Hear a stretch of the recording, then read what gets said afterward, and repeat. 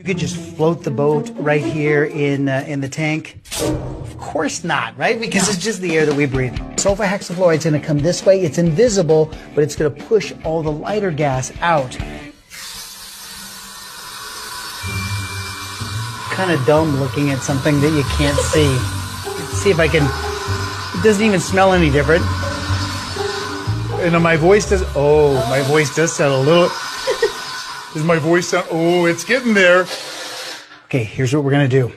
I'm going to slowly take off the lid because I don't want to create any air currents.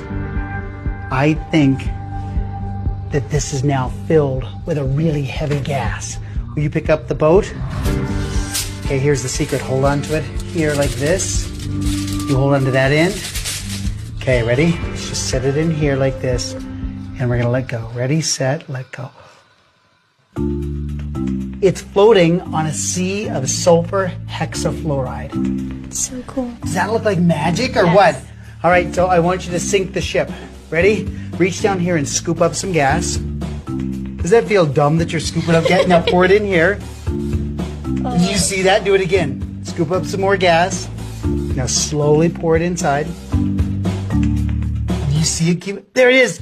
Yes. Então aqui são hastes que podem oscilar, né? Então tem massas em locais diferentes. Então cada um tem uma frequência natural de oscilação. Por exemplo, eu tenho esse pêndulo, né, que ele oscila naturalmente nesse período, nessa frequência.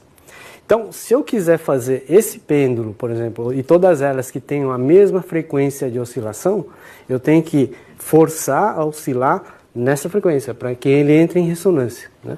Então vamos lá, eu vejo qual é a frequência e eu faço então uma oscilação na base com a frequência que ele gosta. Para ver quem é que entra em muito ressonância. Interessante também.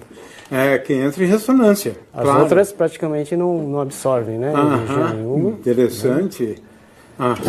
Muito interessante. Agora, essa daqui, por exemplo, eu vejo qual é a frequência dele. Ela é uma frequência um pouco maior, né? Então eu vejo... Essas duas aqui que devem ter. Na verdade, essas três. Fantástica. Fantástica. Agora, essas... E agora essas outras duas. Isso. Aqui, né? Aí eu vejo qual é a frequência natural dele. Olha né? só.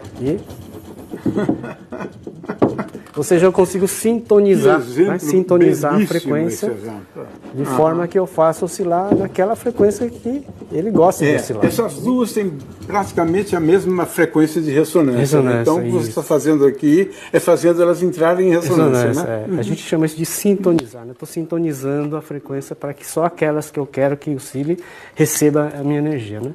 Isso é feito com circuitos elétricos, inclusive. Muito interessante. You know something that's kind of cool? What I have here is a hunk of aluminum and some electromagnets, which are magnets that you can turn on and off electricity. And what I'm going to do is I'm going to make a motor. Well, this is a special kind of motor. It's called a three-phase induction motor. It uses alternating current to spin a rotor without any electrical connections. And it does that through induction. In my previous video, I talked about how metal, like this, aluminum, it's not magnetic itself in any way, but it opposes changes in magnetic fields. So if this just turned on, let's say, North Pole, just this one electromagnet, this would sort of line up like this and stop. But what happens in a three-phase motor is that turns on, and then it switches phase, switches to south, and this becomes north. This starts to align, then it switches, then it starts to align, then it switches, and it keeps going. So you can see these three colors.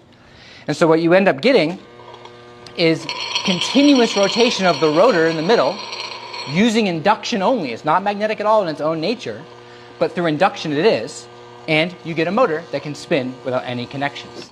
This is very useful. It's used in industry. There's all kinds of really good applications for three-phase AC induction motors. And you can see it spinning for quite a while because it's fairly low friction once it gets up and it spins.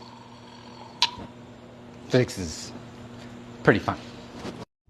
This water represents the rain we get during monsoon season. The rain comes by, wets the soil would soak it up just like that. This next step, this is the wind.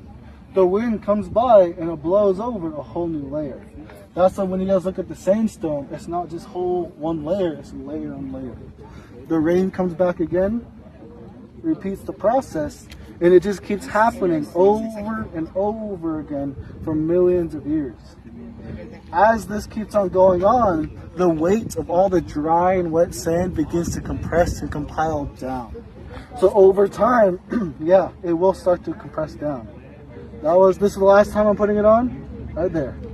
So as all this soaks in, the time and the weight starts to pressurize it like this. Then as time goes on, it gets covered underneath all this sand, making all these sand dunes. As time goes on and a huge windstorm comes through, it'll remove all the sand, but leave the new sandstone. Oh, wow. Look at that. So because of this, yeah, there's a lot of reasons why we have this type of stuff. Look at that. It fell.